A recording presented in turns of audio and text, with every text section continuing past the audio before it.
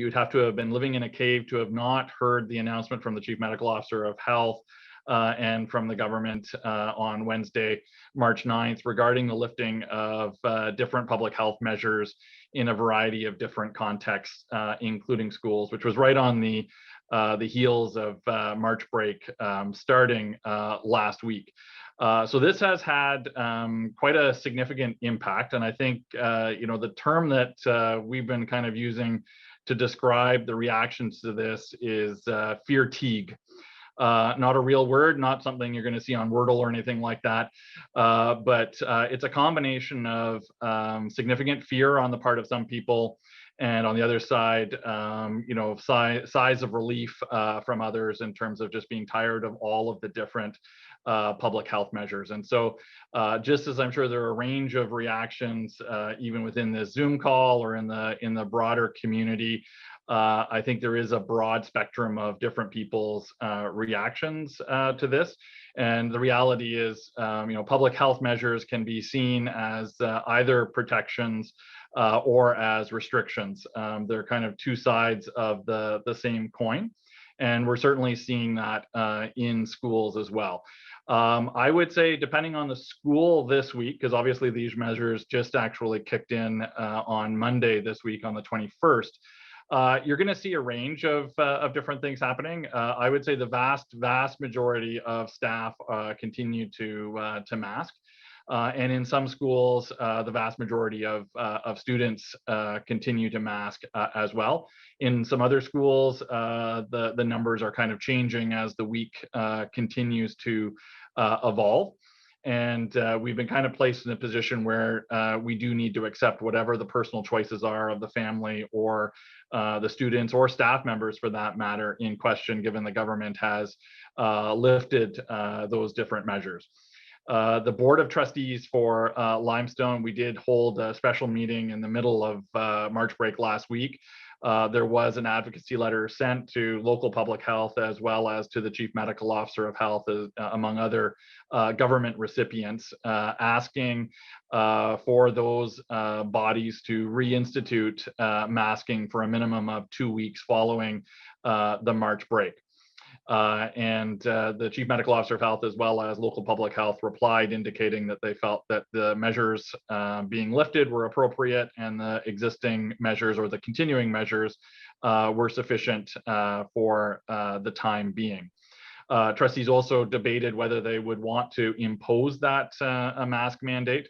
I think the challenge around that, and one school board has actually continued to maintain that mandate. And I think that the tricky part about this, without getting into a legal and governance debate, is really around who has the authority to put in place public health measures. And as far as legislation is concerned, it's very clear that that resides with the public government, as well as, with the provincial government, as well as with local public health authorities as well. There's nothing in the Education Act suggesting that school boards have a legal ability to put in place a public health measure under those types of circumstances. And so I do know that the ministry and the government are having fairly in-depth conversations with the one school board that decided to go in a different direction as it relates to those measures.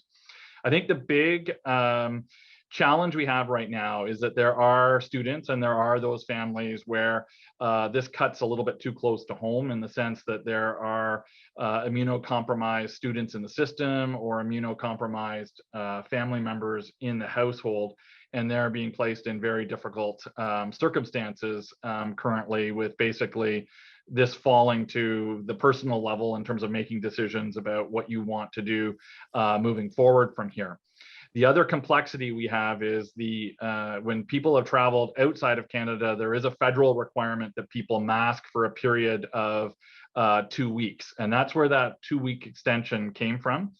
But also adding complexity to this is, if there are people in the household who are symptomatic and people are vaccinated, other household members are vaccinated, they actually can go out and continue working at school or go to school if they are continuing to mask. And so we've kind of entered a period right now where it's quite challenging from a school operational standpoint, because staff know that some people did travel over the March break, and those people are saying, well, guess what, I'd still like to not wear a mask. And we're saying, well, actually, we know that you went out of country, you actually need to for a period of 2 weeks, which is, I think, part of the reason why there was a bit of a grassroots movement to kind of promote a 2-week extension to the March break as it relates to masking. I think the reality is that the pandemic is going to continue to evolve. We've had these restrictions kind of being lifted at this point in time. There's always the chance that some of those restrictions will come back.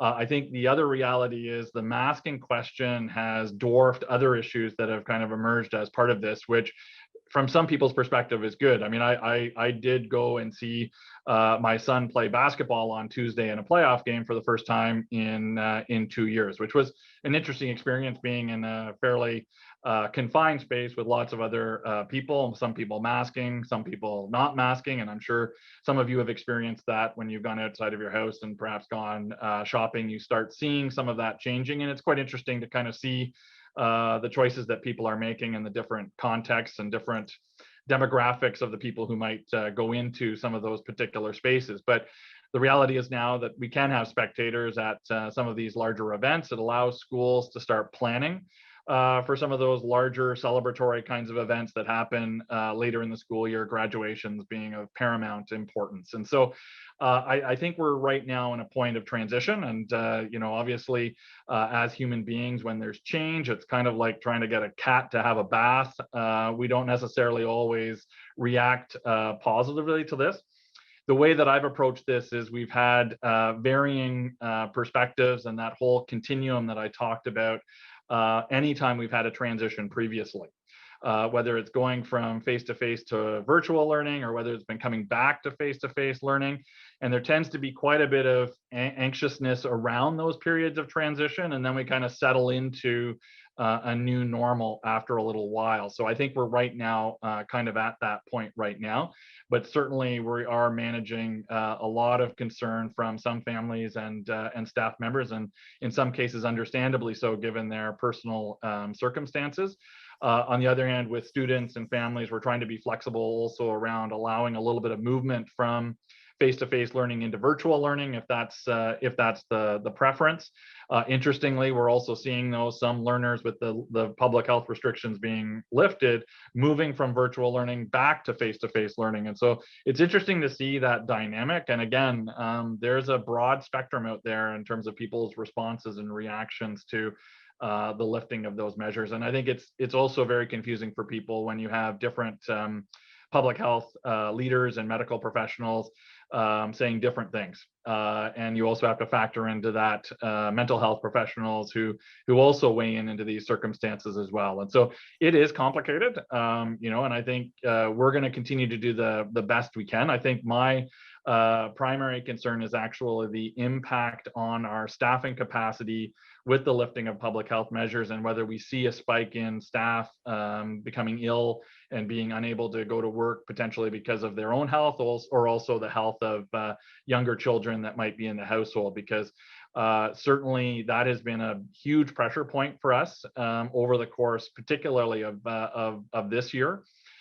Is staff absences and the ability to continue staffing schools and maintaining operational viability on a day-to-day kind of basis. And so, you know, I think we're still going to wait and see what happens with the lifting of public health measures as far as what the impact will be on schools moving into the next few weeks. I think there's a hope that, you know, if there is another wave that we feel right now, that by the middle or end of April, that we will emerge on the other side. Obviously, that's short of potentially, you know, whatever other strain of COVID might emerge at whatever point in time. But I think also, you know, the disease, if you follow the international news or south of the border, seems to have some different cycles and ebbs and flows.